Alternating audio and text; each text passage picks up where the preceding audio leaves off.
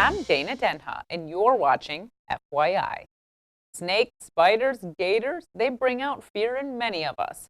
But one man is on a mission to teach us more about these species and how to happily cohabitate. The Ann Arbor Hands-On Museum welcomed Dan the Creature Man and his animal friends that make up the Little Creatures Company. When I was in high school, I started working in pet shops and also volunteering at nature centers and realized I really loved these animals and wanted to work with them as long as I could. And now, quite a few years later, I still am. And what I do is run a small outreach program from my home where I take my exotic pets around to schools, libraries, and other places where there are kids pretty much every day and do animal programs for them. For nearly 30 years, Dan has been sharing his exotic pets with the masses. I maintain about 45 species of animals, which I take care of every single day. It's a lot of work, but I enjoy it. Most of what I brought today are the tamer, calmer, and more interesting small animals that I've got, but I tried to bring some that are very touchable, because we're at the Hands-On Museum and it's safe for the kids to touch most of them. We even got up close and personal with a lively lizard. He eats 12 crickets a day, and if you look closely here, he has a tail called a prehensile tail, which they use because of where they live on branches of trees and plants in Madagascar. But it's called a panther chameleon. It's one of the more colorful types of chameleons. I try to just teach people to understand them better and just, if you see a snake in the wild or a tarantula, it's not going to come running and bite your leg for no reason. If you go after it, that's a different story, but they're not evil creatures. Most wild animals stay away from people, spiders and snakes included. For more information or to book your own show with Dan the Creature Man, visit littlecreaturesco.com. Huron Valley Ambulance, or HVA, is ready to pounce into action in the event of an emergency. But now they're taking it a step further by preparing pet owners in a crisis. HVA is offering free CPR courses to save the lives of animals. Pets can have, these cardiac emergencies just like people do. So what we're trying to do is we're trying to get people prepared for emergencies that might happen with their pets. The size of the animal makes all the difference when performing CPR. For a different sized dog, you need to lay them differently, pull out their tongue before you do. I would have never known any of that before coming to this class. We talk about how to do chest compressions, we talk about choking emergencies, and we even cover things like if your dog is injured, how you would muzzle them. Dogs tend to defend injury sites, so if you have a dog with a broken leg, for example, there's always a chance that the dog could bite if that hurts a lot, just trying to protect themselves. I've always loved animals, and I have a house full of animals, so I just thought that if I ever needed it, that I could try to save one of my animals or anybody else's. We just encourage people, if something's happening with your pet and you think they're not breathing, use the information that we're providing. Do chest compressions, do rescue breathing. All that people can do in emergencies is really help. For more on Huron Valley Ambulance and upcoming courses available, visit hva.org. Stay tuned, and we'll be back shortly with more news and information.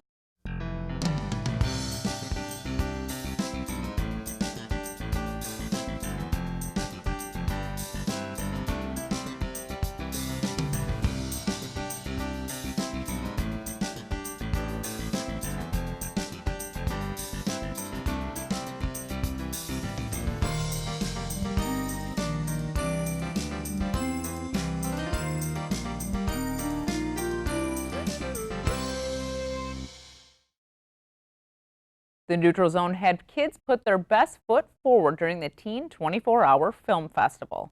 Of all who entered, Geneve Palmer took home the top prize with her documentary. She shared her personal story of challenges from birth to her triumphs today. Joining me is Geneve Palmer with her documentary, Why Parkour? Welcome to the show, Geneve. Tell me a little bit about your experience with the Neutral Zone and why you wanted to enter the Teen 24-Hour Film Festival. Well, my dad had judged the first one last year, and he told me about it then, and he was like, you should do this, but last year I was kind of like, no, I have better stuff to do with my time. But this year I've been more getting into film and parkour, so I really wanted to just kind of show parkour for what it is, and because it's really important to me and who I am.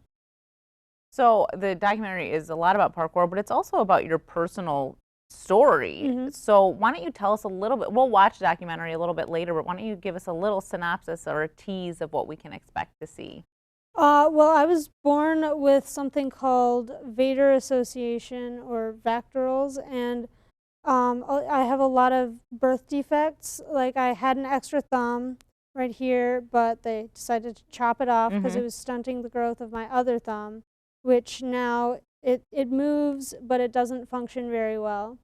I also I have one kidney. I had a misplaced anus. I had a tethered cord. I don't really know what that one means. But I also have torticollis, which means that this muscle is a lot smaller than this muscle. Okay. So if you'll notice, my head is actually like this, and I've had a lot of physical therapy to try to correct it, but we're still working on that, and just a lot of defects. So most of this was like, you had to deal with a lot of this when you were younger and like getting a lot of surgeries. Yeah, I had like 6 or 7 surgeries.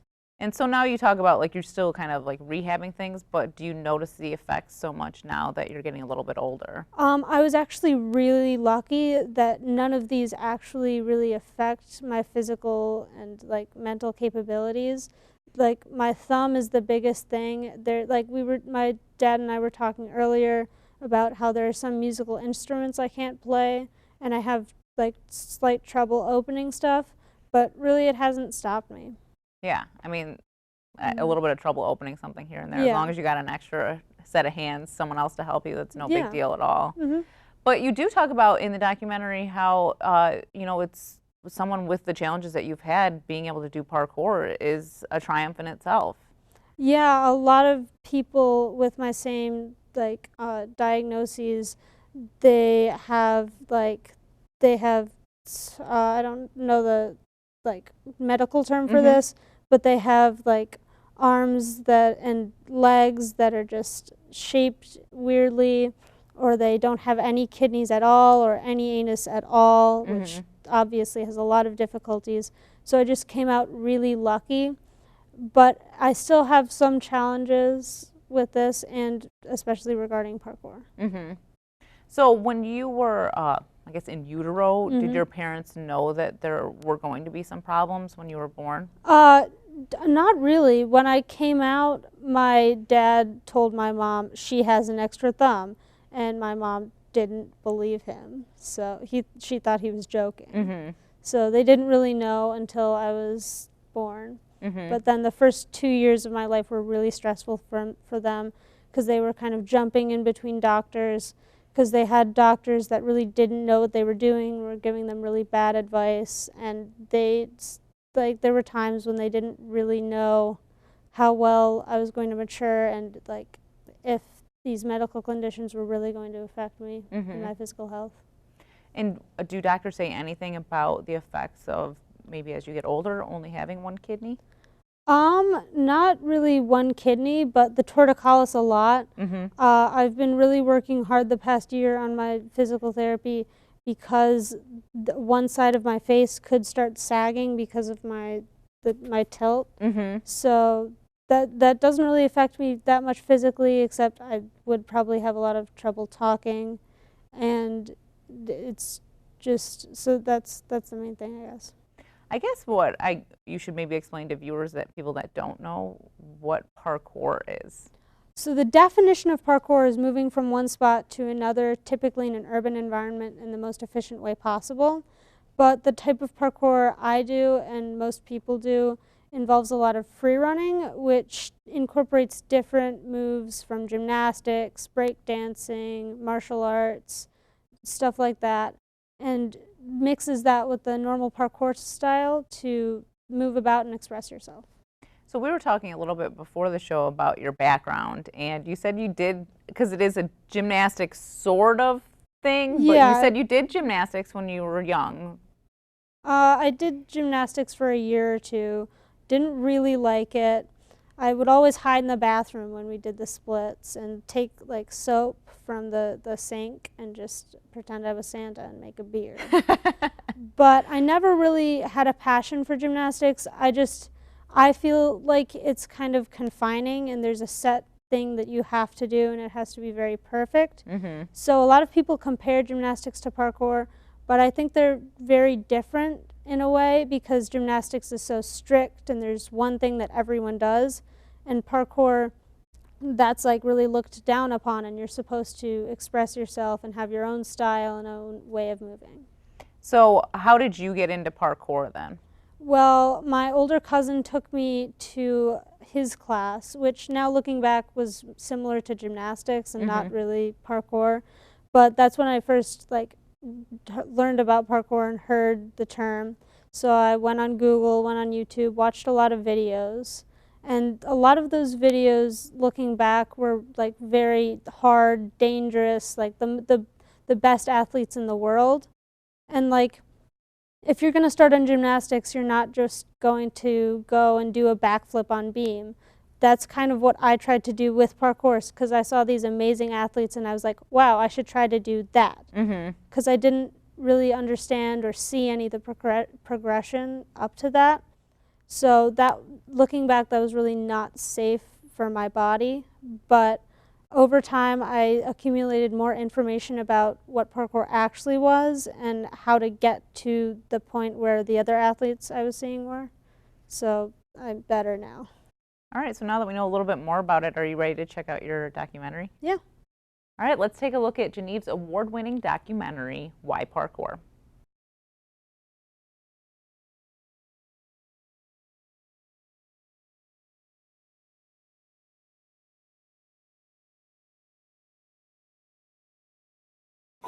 Where's your baby? I was born on December 5th, 2002. Among other things, I had one kidney, an extra thumb, 2 holes in my heart, a disorder called vacral association, and yes, a misplaced anus. Thus far, I've had surgery to remove my extra thumb, correct a tethered cord, and not 1, not 2, but 3 surgeries on my butt. Most others born with conditions similar to mine have severe and sometimes life-threatening heart defects, breathing problems requiring surgical correction, or underdeveloped forearms and hands. It is a miracle that I am as physically capable as I am. Every time I think about how lucky I am to be here in this world, I remember that life is an opportunity that not everyone has the chance to experience as fully as we fortunate few. And in this life, I intend to find in it what I can. Beauty. Love. Adventure. I see all of these in parkour.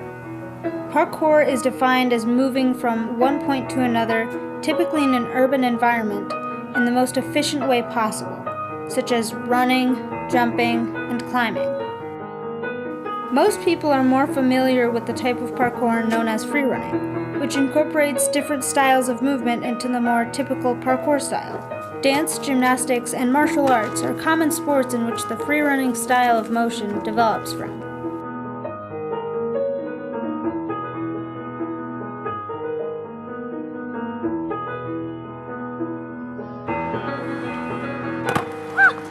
Being a female parkour athlete is very different than anything I've experienced before, because I am a white girl with mostly white friends, growing up in a majority white town, going to a white school. Really, I've never been a minority before. And then I took up parkour.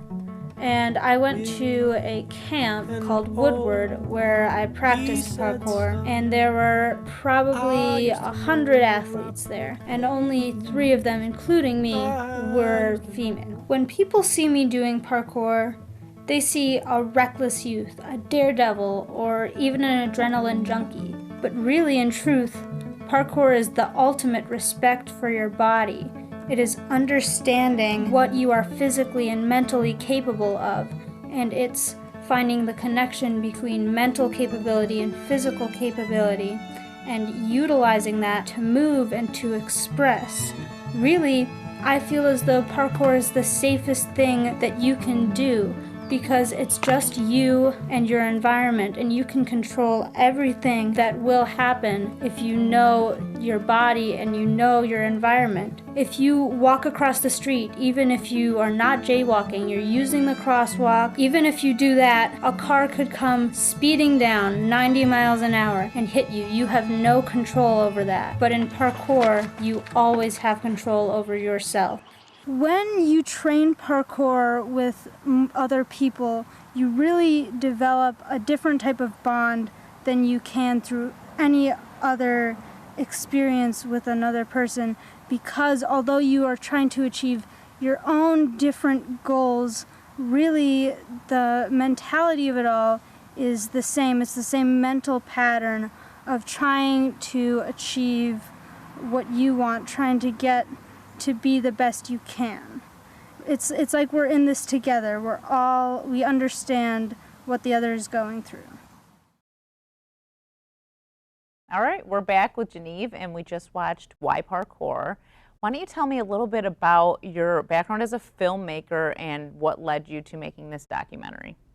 Well, when I first started parkour, about a year after that, so 2015, I was making these really, really bad parkour videos, and we just found them like a week ago. And they're to really like bad, obnoxious dubstep music and filmed with this awful camera. But I never really was passionate about filmmaking until the past year when things really started to pick up and I started using like more expensive cameras more often. And your dad's into making videos and stuff too, so this is kind of something you do together. Yeah, it's a really good thing for us to do together. It's like a really good father-daughter thing. He has a YouTube channel called Flipping Physics where he flips his classroom, he films lectures, and then his students watch it for homework. So he's been into filmmaking for like 10 or 15 years. So I have video of me forever. Oh yeah, and he actually helped you make this documentary. Yeah, he was behind the camera, and I directed the camera, but he was the one who ultimately He was the operator. held it. Yeah. So it's got to be challenging so you're coming up with this idea in a 24-hour, you're writing it, coming up with the idea, shooting it, and editing it. What did you find to be the most challenging part about this film festival? Probably just the amount of parkour I had to film in a short amount of time. Like, I don't have great stamina, so I was really tired by the end, and I really regret this looking back, but there were some like things I tried to do near the end of shooting the movement where I was like not really like hurting myself, but I was like twisting my ankle, and at some point I was just like, I'm done, I can't do this anymore, we're gonna go to dialogue and other things now. Did you find writing a script in that amount of time to be challenging? Because I can't imagine you write a lot of scripts in that quick of a turnaround. I didn't really write a script for this. I mean, I had an idea in my head of what I wanted to do, and I have to explain what parkour is to a lot of people very often. Yeah. And I also have to explain my birth defects and such often. So it just came from the heart. So it came pretty naturally. I just sat in my room and recorded it, and so most of it's just kind of quote unquote improvised like dialogue. So then you get to, you're viewing. Are you guys watching everyone's films that were made? Yeah, we did. So did you have any idea that you were do you have an inkling that you might have won? Not really. A lot of the films were really good, and I feel like I picked a weird category to have my film. A lot of them were one of them was about mental illness. A lot of them were very, it's hard to describe, very like, a lot of them were comedy. So like mine didn't make anyone laugh or anything, so I was a little bit worried. And also not a lot of people know about parkour or really care that much about it or the stereotypes surrounding it. So I just thought that it wasn't going to be something that like a large audience would appreciate, but I'm really happy that they did. Well, and how did it feel when they called your name and you won? I was surprised and just really happy. because this is the first film competition I've ever done, and to win it was just really big for me. It made me really happy. So what do you see for maybe the future of your parkour career or even filmmaking? What do you hope is next for you? Well, I'm going back to a camp I went to earlier last summer, Woodward, and they're an action sports camp. So they have parkour, gymnastics, skateboarding, everything else, but they also have digital media. Mm-hmm. And I'm going to go there for 2 weeks. One of the weeks I'm going to be doing digital media. And so I'm really excited because I don't often get to be behind the camera when there's parkour going on, so I'm excited for that. All right, well, congrats on your win, Thank and you. best of luck in the future. For more on this and other programs, visit a2gov.org/watchctn. Thanks for watching, and tune in next time, FYI.